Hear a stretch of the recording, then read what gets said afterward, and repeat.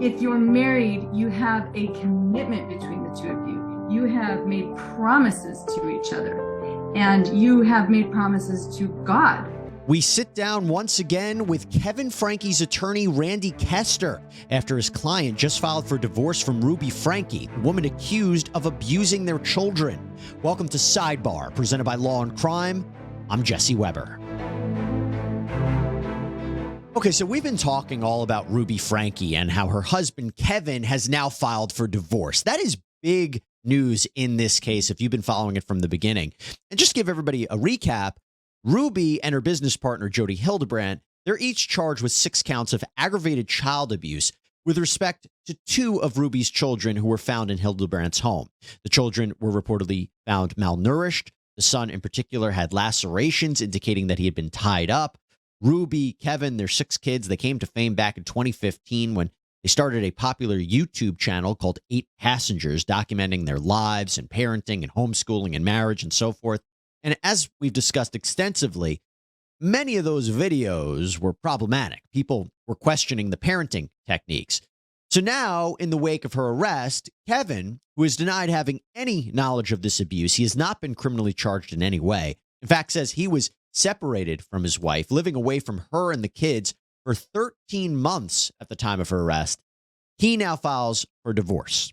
Okay, so with that, I want to bring in right now a familiar face here on Sidebar, Randy Kester, Kevin Franke's attorney. He joins us once more to talk about this and the current overall situation. Randy, good to see you again. Thanks for coming on. For the invite. I appreciate it. So I'm going to start with the big question. Why did your client file for divorce? Well, we've had reservations as we went along here and didn't want to complicate the custody issues in the juvenile court, but it's sort of been on Kevin's mind once he found out the full truth about how these children had been treated while they were in Ruby's care and some other things that have been going on behind the scenes.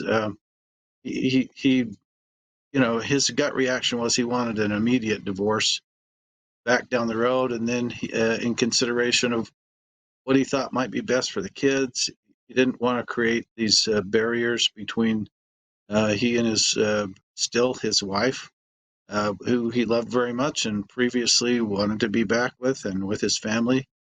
But just with all that's gone on and all that's been discovered, just thought it was the right time to do this. So to be clear, during the time he was separated from Ruby and the kids and he was living on his own, he hadn't thought about divorcing her? Oh, he was still desperately trying to get his family back together and go back and live with Ruby and have a good life. They were very connected as a family and as a husband and a wife, and I mean that was his whole goal. Even the objective of the therapy that he was, this crazy therapy that he was being subjected to, his understanding of the objective of that therapy was that would reunite him with his family and reunite him with his wife once he was able to get around all of the faults that they felt that he had that would otherwise poison the family if he was at home. And just to clarify, you mean the therapy, the relationship between Ruby and Jody? The therapy that Kevin was receiving from Jody.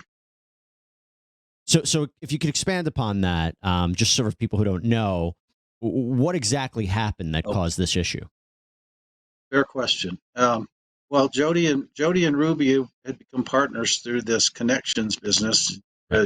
Ruby had sort of dumped the 8 Passengers thing in favor of this connections business that Jody was essentially, even though she wasn't the president of it, this Pam Deutsch was the president of Connections, but Jody was the one doing all the therapy.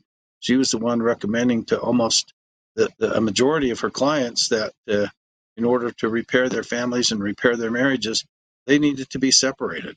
They needed to live apart because in her view, Kevin was lustful and Kevin was greedy and Kevin was self-absorbed, none of which was true. But through her therapeutic manipulation, she convinced him that he had characteristics and that if he stayed at home, he was going to poison the family.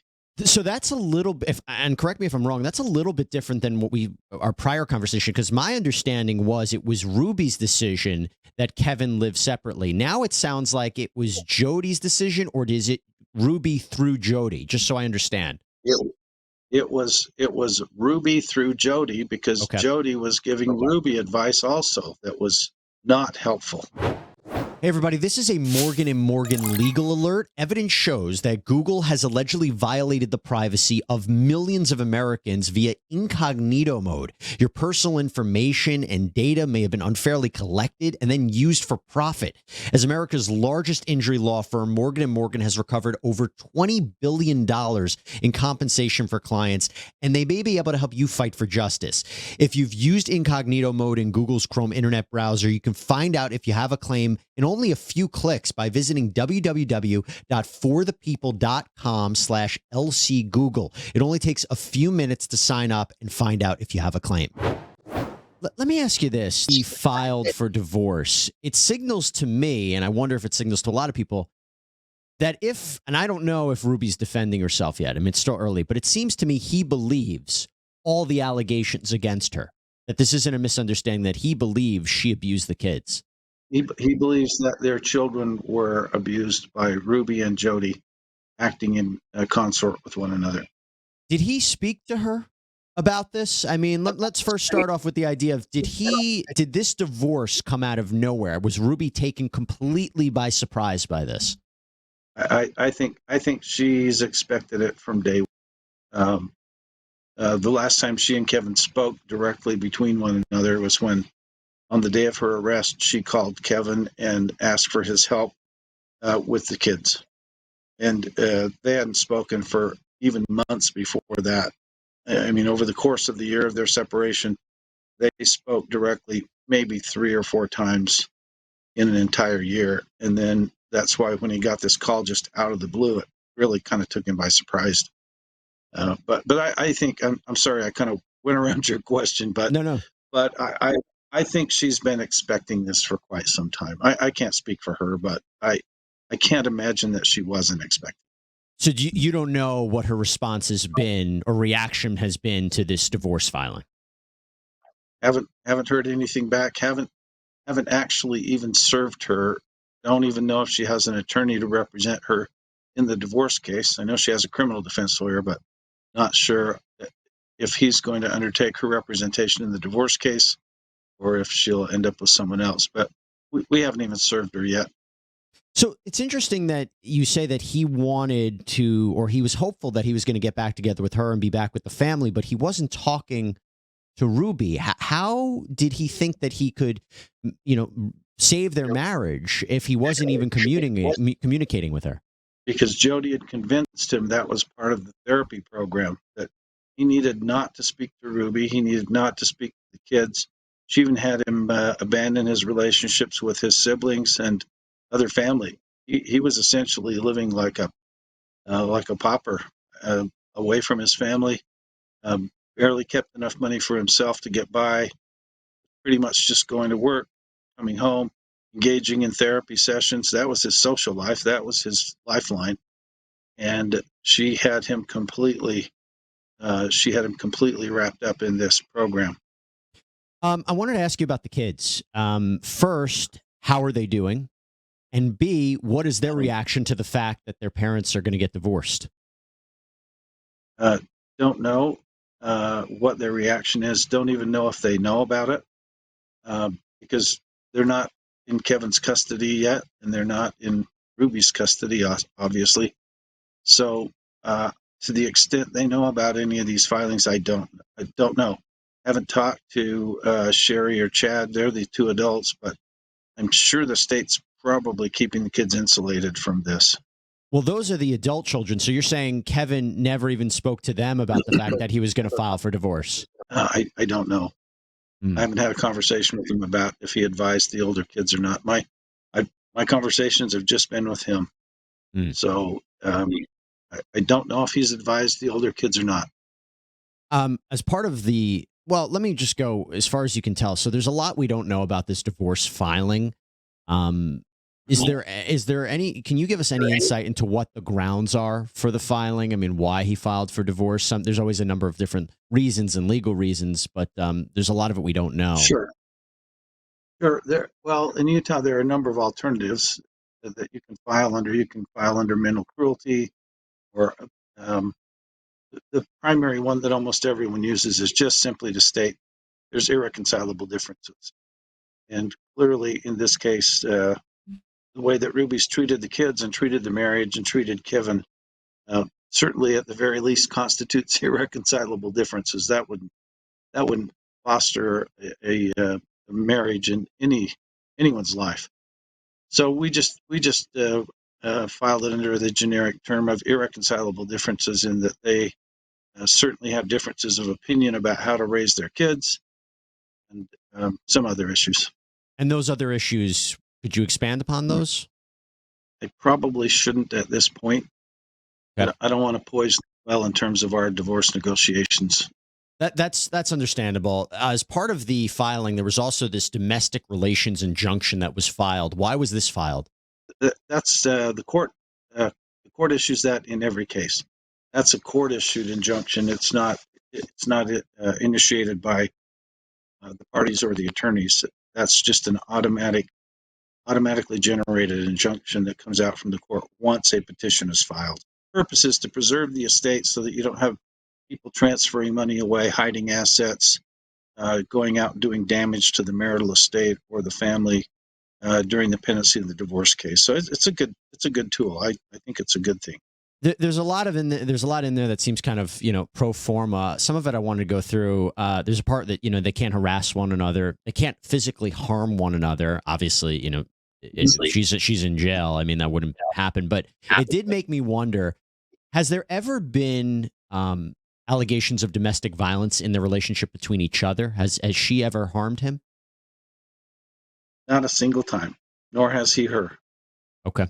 There's never been an instance of any kind of, until these allegations came forward, there's never been any allegation of corporal punishment to these children, physical punishment. There's never been any allegation. And Kevin has been adamant about that. He neither physically touched or wrongfully touched Ruby, nor did she ever physically or wrongfully touch him. That says there's a no disparagement clause. They can't talk bad about one another to the kids. How does he plan to do that? Because, his wife is locked up and she's for very serious allegations. I mean, how does he plan to not talk bad about her during the course of this? Well, you hit right on it. You can't do that in the presence of the children. You can have all the dialogue you want, adverse dialogue you want between one another, maybe even in public, but you can't say any of those things in the presence of the children or in a venue that you have absolute knowledge that they're going to access.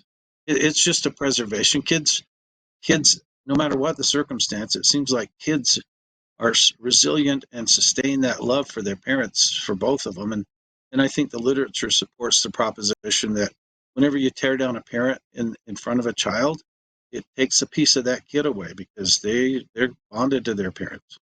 Yeah. So that's the purpose of that order. You had mentioned that Kevin hasn't gotten custody of the kids back. Can you tell us what the latest status of that is, where it is, how he's doing it, trying to get the kids back?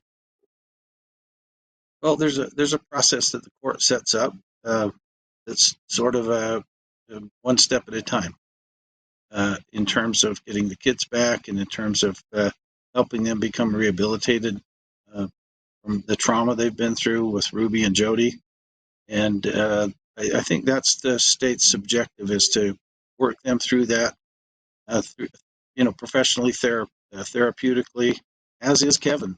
And so it's just a step-by-step process through the juvenile court with the objective of returning the children to Kevin.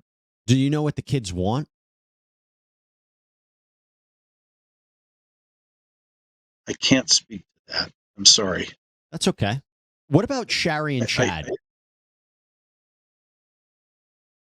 They're getting along great with their dad. they've spent a lot of time together. They were all together actually over the Thanksgiving holiday, and spent some time together as a family. And Sherry and Chad are in constant contact with Kevin. That's not that's good Probably to, daily. because that's good to hear, because we did see reporting that there was tension between Sherry and Kevin with respect to her coming to the house. He was curious if not a police report could have been filed against her, criminal charges been filed against her for coming into the home. So how did they work through their differences? Just by discussing with adults to one another, father to daughter, and they went through all that. It was a lot of it was circumstantial. There were tensions, and feelings were running pretty hot after that arrest of Ruby and finding out how Russell and how their children had been treated in Ruby's custody. I think even the older children were upset about that. Kevin was certainly upset about it, and tensions were just running pretty high. There was some finger pointing going on, but they've resolved all that. Kevin was particularly upset that the front door of his home had been kicked in and things had been gone through, and the house was a mess. And he'd even been told that third parties who weren't even family members had been able to get into that house and take things or rifle through things or just walk through. And so when he found out some of his personal electronic materials had been taken, Right. He was upset with Sherry, but they've resolved all that. They're best friends now. That's good to hear. It's good to hear. I was curious when the news broke that he filed for divorce. It made me think of Ruby's criminal case, and I was curious if the decision to file for divorce was motivated at all by what role he could potentially play in her criminal trial. No, we didn't talk about that. He wasn't a witness to any of this. If the state decides to call him as some kind of collateral witness pre-crime, I guess he'd have to go and testify. But that hasn't even crossed my mind that he might be called as a witness in the criminal case. His deliberations with me have been with regard to what's best for the family, what's best moving forward, and Ruby to some degree has already sort of parsed out. I don't know what, if any, jail time she's going to face, but I suspect there will be some, during which she can't have custody of the kids. So he hasn't had like follow-up conversations with prosecutors or law enforcement, to your knowledge? Not to my knowledge. I did want to ask you about this other development, because we were actually doing a story on this when the news broke of the divorce filing. And it concerns Ruby because, as you said, she was working with Jody at Connections, and she was titled a certified mental fitness trainer. And KUTV reported that Kevin had asked Utah Senator David Hinkins to review the state qualifications to becoming a life coach. Apparently, there really aren't any qualifications, and Kevin wants to change that. What can you tell us about that? Well, because of the way that things went down in his case and others that he's other people that he's talked to, the process, the capacity that Ruby was serving in was sort of on its face a professional capacity, when in fact she had no qualifications to be acting as a life coach or mental health counselor. She doesn't have any of those qualifications other than just a common experience that most people have. So there are some concerns about that. I have concerns about it. I would hope that a lot of citizens would have concerns about receiving mental health advice or family counseling advice from people who have no qualifications. So I think Kevin did the right thing. What's the status of that? Yeah, like what's going to happen? What's his conversations with Hinkins?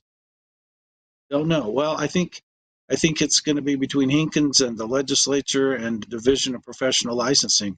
They're the ones who sort of impose these restrictions on professionals who have to be licensed through them. And in this case, Ruby didn't have to have any kind of license. I guess I guess the question is like, there's one thing where he definitely he definitely faults Jody for what role she played.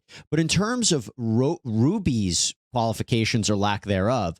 What is he particularly troubled by with respect to Ruby? You know, I would understand if it was about Jody's qualifications. Why is he bothered so much about what Ruby's qualifications and what she was telling people? Well, that's a good question. So to some degree, Ruby had previously, as through the 8 Passengers website or YouTube, had been sort of giving out, I don't know, just personal advice.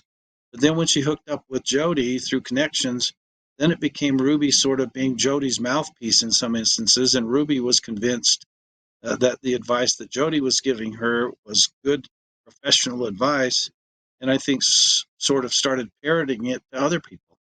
And so in that respect, I think people were taking Ruby's advice as the advice of a professional because of her history with 8 Passengers and now her, role in connections.